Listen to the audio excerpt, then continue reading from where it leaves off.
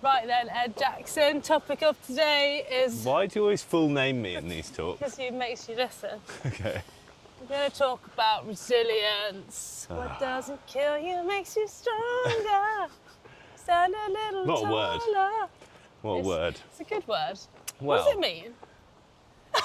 This is a good question. It's like constantly debated. And is it a good word or is it a triggering word? I suppose it depends on the circumstance. There was a phase like, I mean, not even 10 years ago, 5 years ago, 3 years ago, where all of the commercial talks, like corporate talks, everyone wanted resilience as the word. And now it's funny because that's not the word. Oh, would you know what the word is? Well, it's more mental health, dealing with change, perseverance, like basically all means resilience. But I feel it's like funny how these words get... It's a bit of a buzzword, isn't it? It's a buzzword, and then they become too popular, people get rid of them, which is just marketing. But what does resilience actually mean, I think, depends on who you're talking to. Can I just give you my 2 pence? Yeah. I think that it's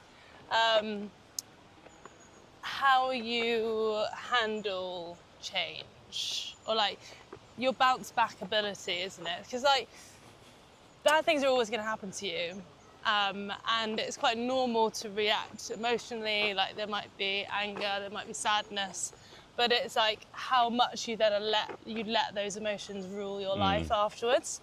So that's what I mean by like the bounce back. I would challenge the bounce back. Okay.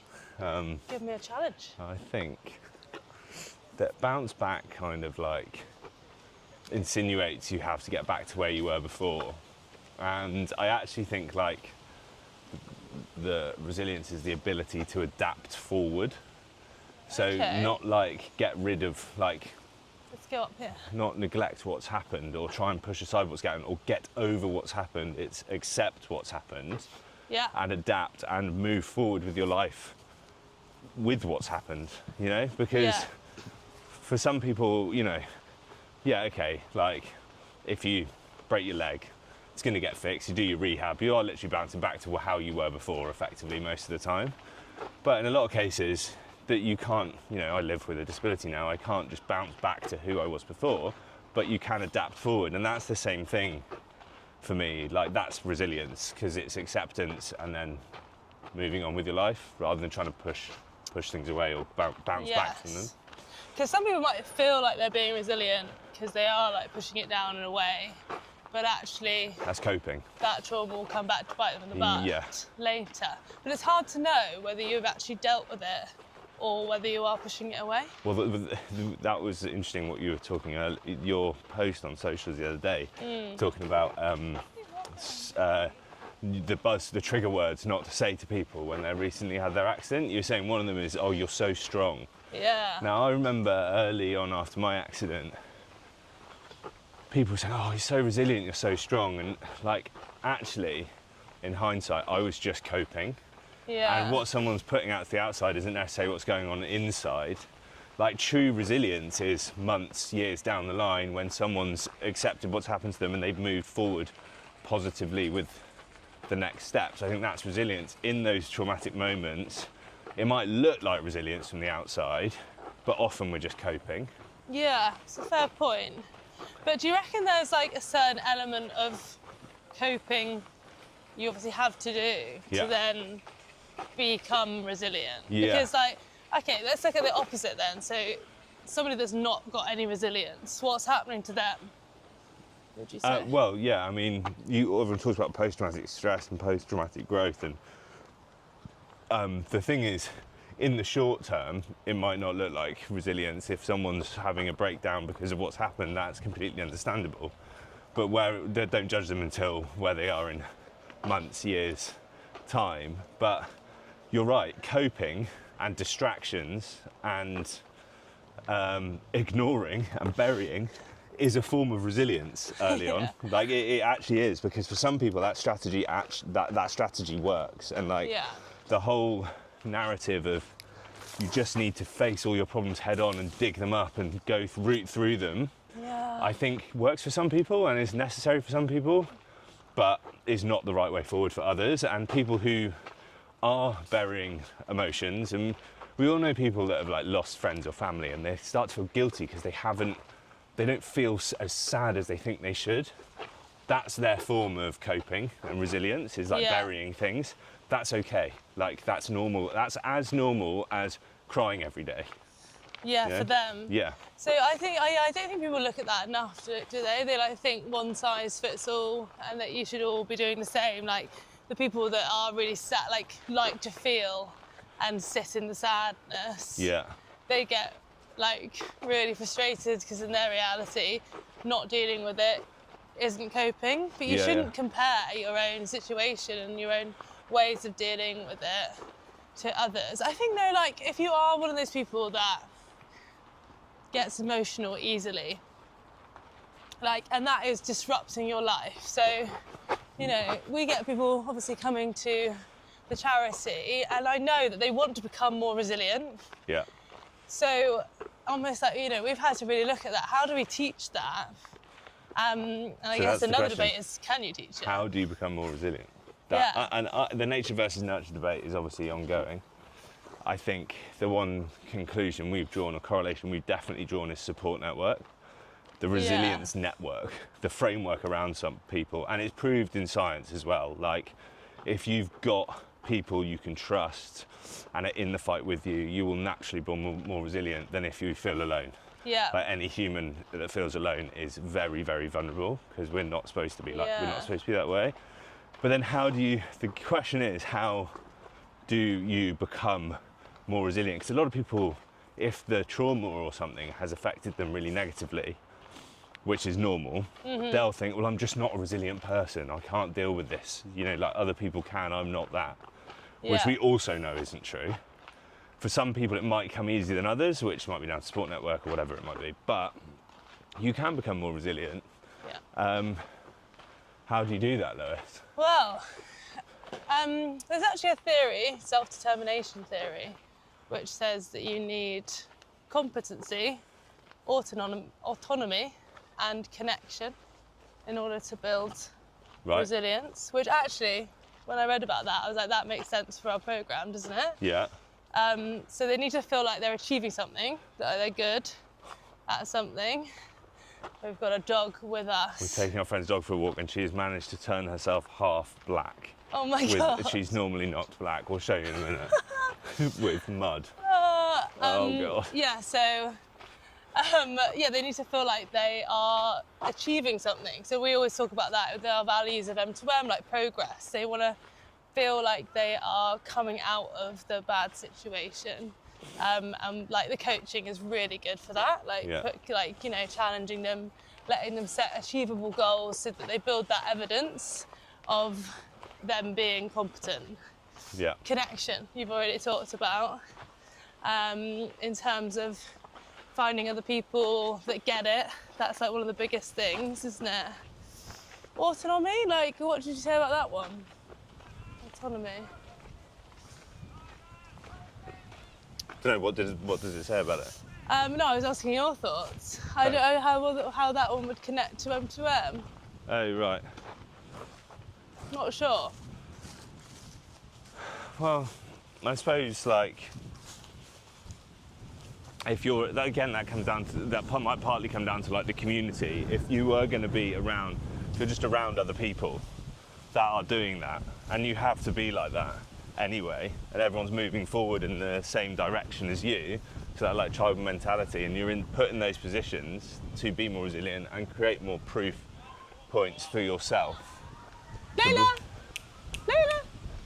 Can we go through there? Yeah. It's a bit blowy. But yeah, it's So I think that resilience is really heavily tied into one of our P's, and ironically it's not just perseverance, because I think perseverance is understanding that life is hard and sometimes you're going to struggle. Yeah. That's just understanding, can I stick out the tough times? Which, if we're talking about resilience in the sense that you can move forward positively despite something negative happening, yeah.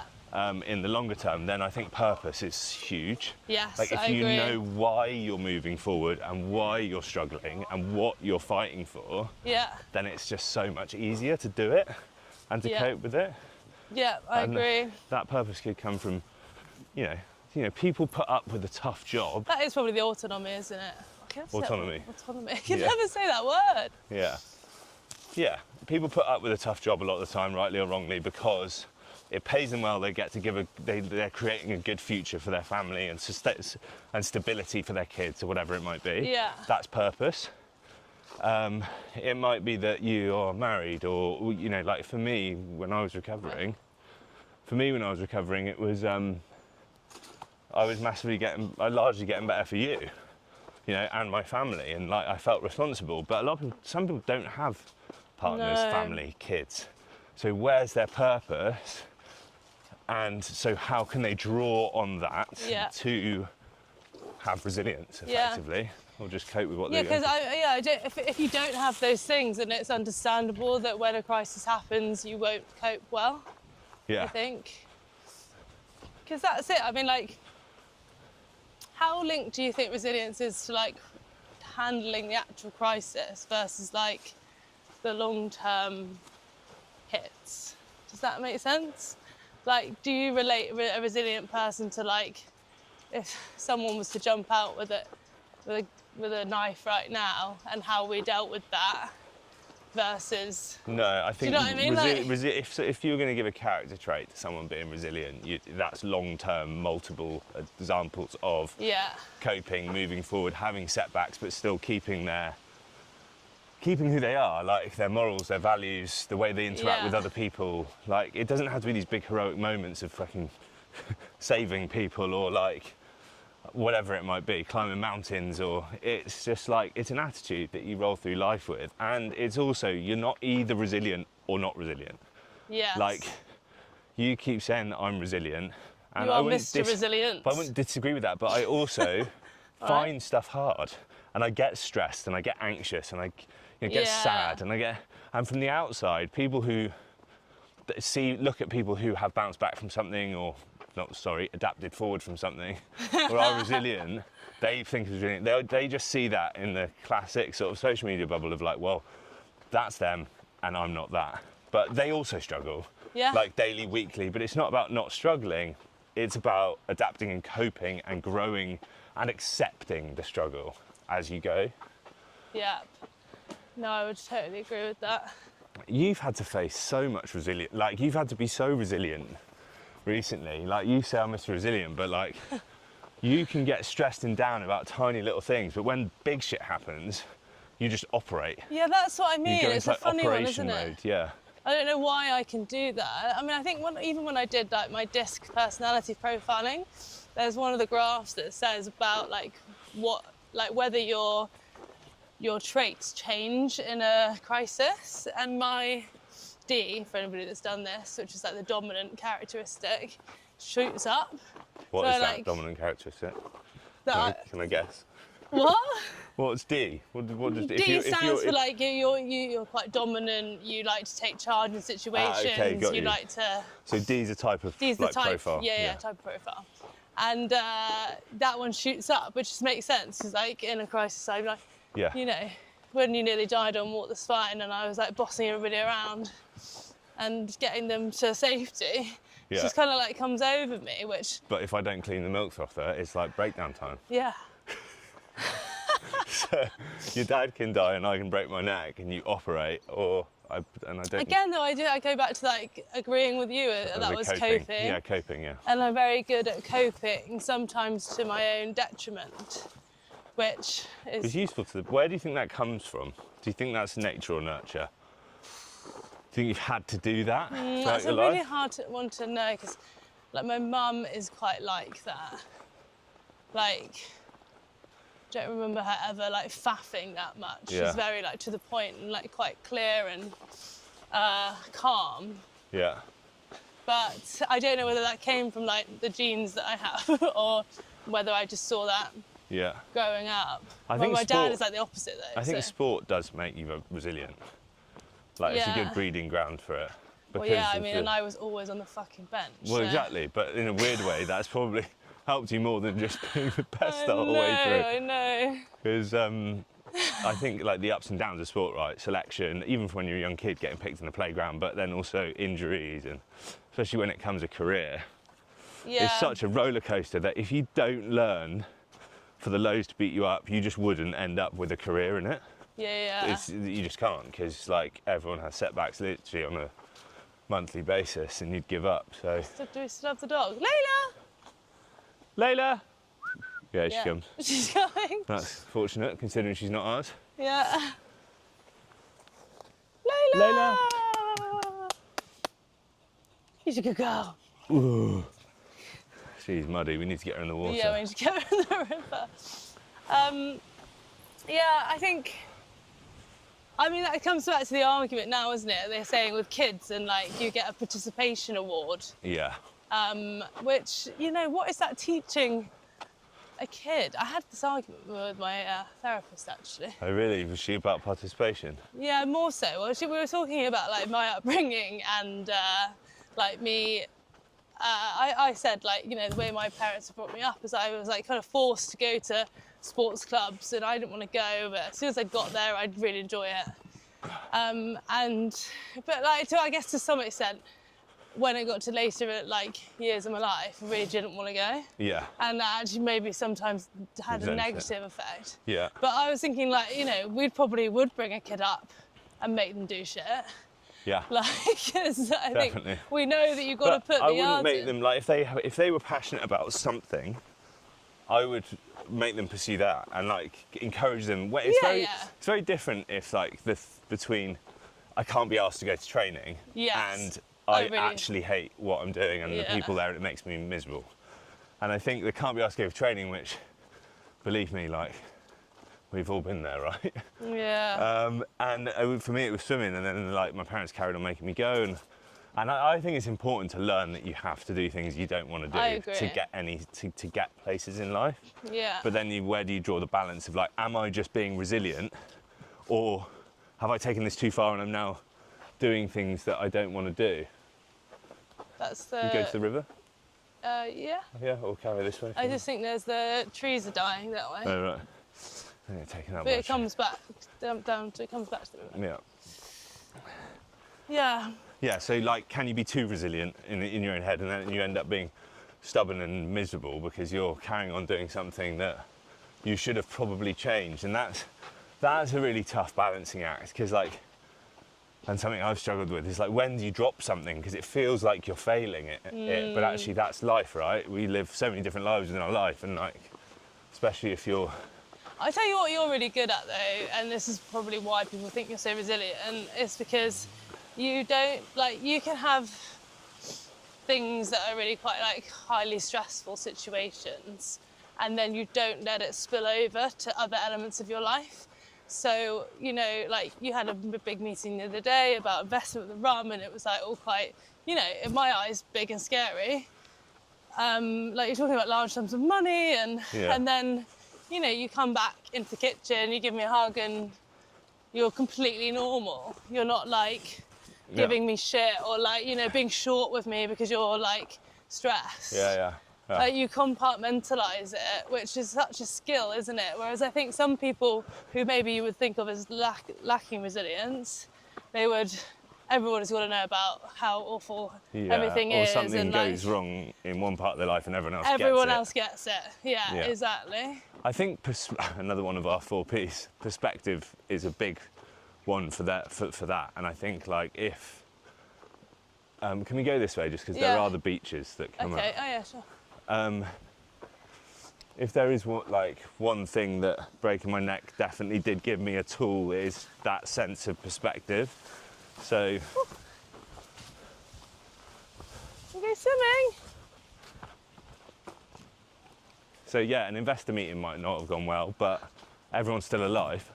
But then it's funny, like, something with technology can happen, and you're like completely like... Yeah, it stressed me out until you fix it. Until I fix it.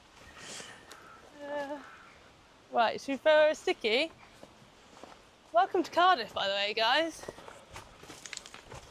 Oh. This is the middle of Cardiff. This is the Taff, the River Taff. Right, are we clocking off? Hello? Got anything else? Got anything else to say? How resilient would you say that you are out of 10? What? That's changed. Depends what day you ask me. Right now. Layla's not being very resilient. 7. I'm coming. Shh. But yeah. Sorry, we're being called back. Hopefully you've learnt some. How resilient are you? Some good facts. I actually, would say that I'm a good 8 out of 10. It's my favourite number. Today you are. Yeah. We'll see about tomorrow. Yeah. Bye, everyone.